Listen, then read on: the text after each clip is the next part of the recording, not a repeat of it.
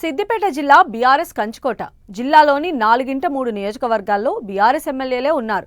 అలాంటి జిల్లాలో కారు పార్టీని కొట్టాలంటే, గెలుపును లాక్కోవాలంటే ఎంత కష్టపడాలో, ఎలా కలిసుండాలో, ఎలాంటి వ్యూహాలు రచించాలో ప్రత్యేకంగా చెప్పాల్సిన పనిలేదు. అలాంటిది నేతల మధ్య లుకలుకలు హస్తం పార్టీని ఇబ్బంది పెడుతున్నాయి.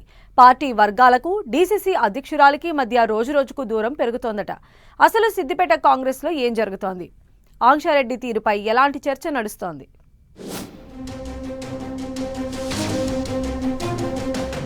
సిద్దిపేట జిల్లా కాంగ్రెస్ లో లుకలుకలు.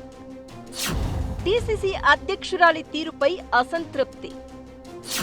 ఆంక్షారెడ్డి దూకుడుతోనే సమస్యలా? జిల్లా పార్టీలో వినిపిస్తున్న చర్చ ఏంటి? జిల్లాలో ఏ నియోజకవర్గంలో సీన్ ఏంటి?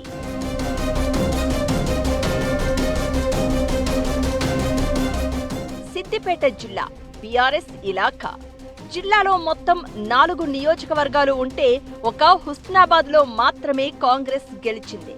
గజ్వెల్లో కేసీఆర్, సిద్దిపేటలో హరీష్, దుబ్బాకలో కొత్త ప్రభాకర్ రెడ్డి ఘన విజయం సాధించారు. గజ్వెల్ నుంచి గత ఎన్నికల్లో కాంగ్రెస్ తరపున పోటీ చేసిన తుమ్కుంట నరసారెడ్డి 32,000కు పైగా ఓట్లు సాధించి 3వ స్థానంలో నిలిచారు.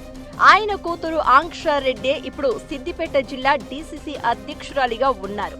నిజానికి ఓ బీసీ నాయకుడికి జిల్లా అధ్యక్ష పదవి కట్టపెట్టాలని పార్టీ అధిష్టానం ఆలోచించినా తన కూతురుకే ఆ పదవి దక్కేలా చక్రం తిప్పారట తుమ్కుంట నరసారెడ్డి. అయితే విభేదాలు, గ్రూప్ రాజకీయాలతో ఆంక్షారెడ్డికి సవాళ్లు ఎదురవుతున్నాయని, ఆమె మాట జిల్లాలో అస్సలు చెల్లుబాటు కావటం లేదనే గుసగుసలు వినిపిస్తున్నాయి.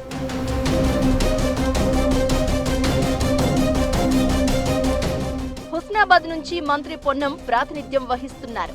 ఆయన మార్క్ దూకుడు చూపిస్తున్నారు.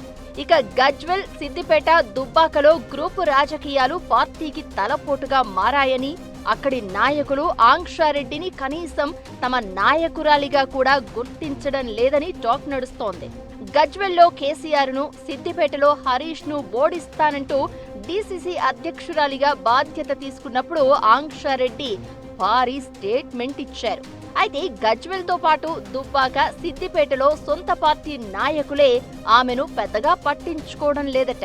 తన ఆదేశాలను ప్రతి ఒక్కరూ అమలు చేయాల్సిందే అంటూ ఆమె మోనార్క్లా వ్యవహరిస్తున్న తీరుపై నాయకులు గుర్రుగా ఉన్నట్లు తెలుస్తోంది. ఇది క్యాడర్లో అసంతృప్తికి కారణమవుతుందనే చర్చ నడుస్తోంది.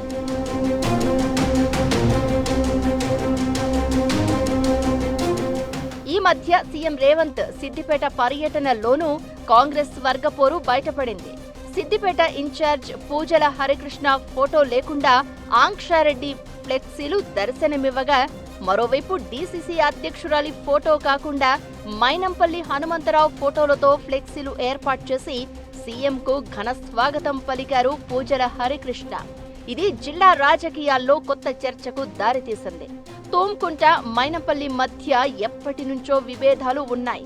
అయితే ఇప్పుడు మైనంపల్లి వర్గీయులు ఆంక్షారెడ్డి నాయకత్వానికి ఏమాత్రం సపోర్ట్ ఇచ్చేలా కనిపించడం లేదు.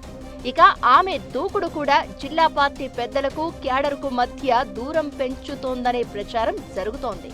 ఇకటు కేసీఆర్ను, హరీష్ను ఓడించి చూపిస్తామంటూ ఆంక్షారెడ్డి, రేవంత్ రెడ్డి సవాళ్లు విసురుతూ ఉంటే, జిల్లాలో సొంత పార్టీ నేతలే ఆంక్షారెడ్డిని పట్టించుకోకపోవడం హాట్ టాపిక్ అవుతోంది.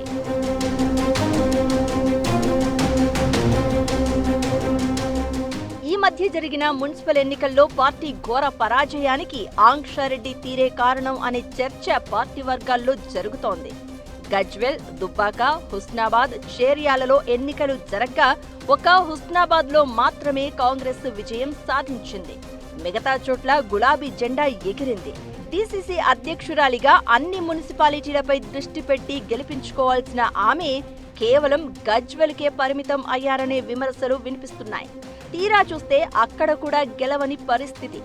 ఓవరాల్ గా ఆంక్షారెడ్డి తీరు జిల్లాలో పార్టీ ఎదుగుదలకు ఉపయోగపడకపోగా తీవ్ర నష్టాన్ని చేకూర్చేలా ఉన్నాయని పార్టీ వర్గాలు అనుకుంటున్నాయట.